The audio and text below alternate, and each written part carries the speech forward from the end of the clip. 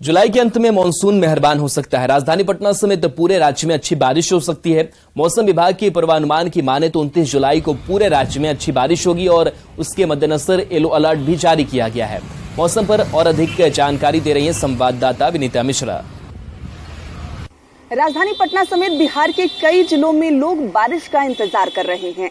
जुलाई का महीना अब खत्म होने को है, लेकिन अभी तक मानसून की अच्छी बारिश नहीं हुई। लेकिन जुलाई के महीने के अंत में मानसून मेहरबान हो सकता है। मौसम विभाग के पूर्वानुमान की माने तो 29 जुलाई को पूरे राज्य में अच्छी बारिश हो सकती है।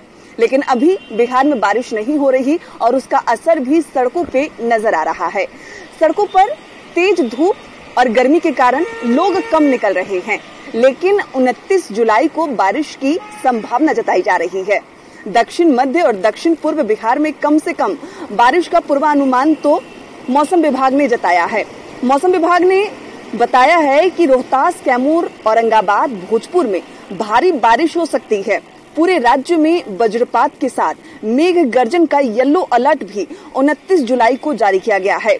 वहीं 28 जुलाई को भी राज्य के कुछ हिस्सों में वज्रपात और मेघ गर्जन का येलो अलर्ट जारी किया गया है। पटना की हम बात करें तो पटना में जो तापमान है उसमें गिरावट दर्ज की गई है और पटना ही नहीं 8 ऐसे जिले हैं जहां आज तापमान में गिरावट दर्ज की गई है।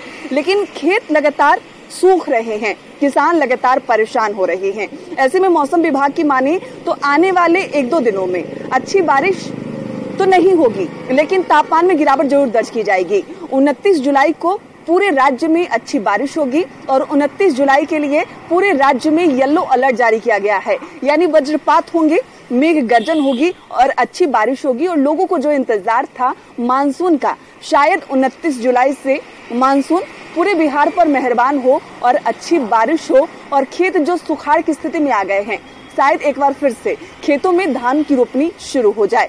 विनीता मिश्रा, न्यूज़ 18 पटना।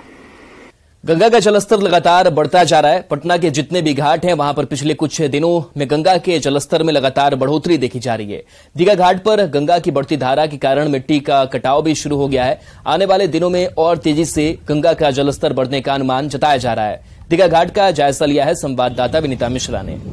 इस वक्त हम मरीन ड्राइव के किनारे हैं जहां दीघा घाट है और दीघा घाट पर गंगा का जो जल स्तर है वो काफी अधिक पहले की तुलना में बढ़ चुका है। दूर दूर तक गंगा की धारा आपको नजर आएगी और गंगा का बढ़ता हुआ जल स्तर के कारण जो कटाव है वो भी शुरू हो गया है। मरीन ड्राइव के ठीक नीचे यहाँ मिट्टी का कटाव गंगा की बढ़ती हुई जल स्तर के कारण नजर आ रही है।